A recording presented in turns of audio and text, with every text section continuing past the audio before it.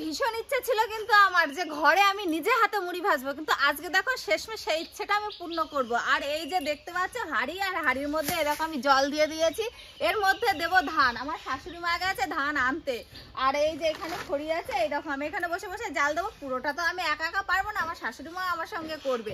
তো ঠিক আছে, তোমরা কিন্তু দেখতে থাকো যে কিভাবে আমরা মুড়ির চালটা বানাই, মানে ধানটা দিয়ে কিভাবে মুড়ির চালটা বানাই, সেটা কিন্তু তোমরা দেখতে থাকো।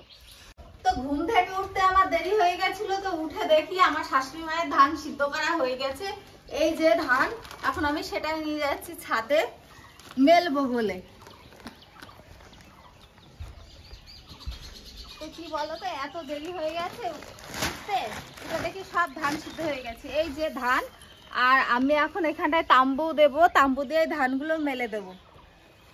তো ধান শুকিয়ে গেছিল, আর আমার শ্বশুর মশাই মানে বাবা হচ্ছে ধান ভাঙিয়ে নিয়ে এসছে, আর একদম পুরো পারফেক্ট মুড়ির চাল পুরো রেডি, কিন্তু শুধু ঝাড়াটাই হয়নি। এবার ঝেড়ে নেবো, ঝেড়ে নিয়েই যাব মুড়ি ভাজতে। তো তোমরা কিন্তু কেউ আমার ভিডিও থেকে বেরিয়ে যাবে না, কিভাবে মুড়ি ভাজি পুরোটাই কিন্তু আমি তোমাদেরকে দেখাবো। তো তোমরা দেখতে থাকো। তো হাই ফ্রেন্ড, ওয়েলকাম তোমাদের সবাইকে আমার চ্যানেলে। তো আজকে আমি এখন একটা তোমাদের নতুন ব্লগ দেখাবো। তো কিসের ব্লগ বলো তো? এই দেখো আমি মুড়ি ভাজছি, তো সেই ব্লগটাই আজকে আমি তোমাদের সঙ্গে শেয়ার করব। তো আজকে আমার মানে আমার বলতে কি আমার লাইফের প্রথম, আমি আগে কখনো মুড়ি ভাজিনি। আর এই যে আজকে চলে এসেছি মুড়ি ভাজতে, কিন্তু কিরকম হবে সেটা জানি না।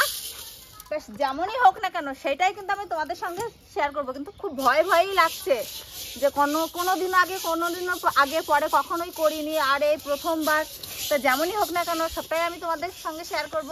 তো তোমরা আমার ভিডিওটি দেখতে থাকো। তো এই দেখো এদিকে মা হচ্ছে চাল, মানে এই হাঁড়িটার মধ্যে চাল দেওয়া হয়েছে, সেই চালটা নাড়ছে। তো এটা হচ্ছে হালকা যখন একটুখানি ফুটবে তখন হচ্ছে এইটা এই বালির মধ্যে দেবো। আর এদিকে আমি দেখো এই হাঁড়ির মধ্যে বালি বসিয়েছি, এই দেখো বালি। তো দেখি বালিটা হয়েছে কিনা। তো বালিটা যখন আমি এই পাটকাঠিগুলো এর মধ্যে দেবো, দিয়ে দেখবো যে বালিটা বুঝবো কি করে বলো তো হয়েছে কিনা। এই যে ধোঁয়া বেরোবে, তো এখনো হয়নি আমার বালি, এখনো ধোঁয়াটা হচ্ছে না। দেখছি এরকম। বাবা হাতে খুব তাপ লাগছে, হাতে তাপ লাগছে, এই উনুন তো ওই জন্য হাতে তাপ লাগছে। তো এই চালটা আমি এই বালির মধ্যে দিয়ে দেবো। তো এই দেখো মা এখন এই বালির মধ্যে দিয়ে দিল, চালটা দিয়ে দিল। তো এই দেখো এরকম ভাবে মুড়ি ভাজতে হয়। তো কিন্তু আমি আজ প্রথম মুড়ি ভাজছে, তো আমার তো একটু ভয় লাগবে।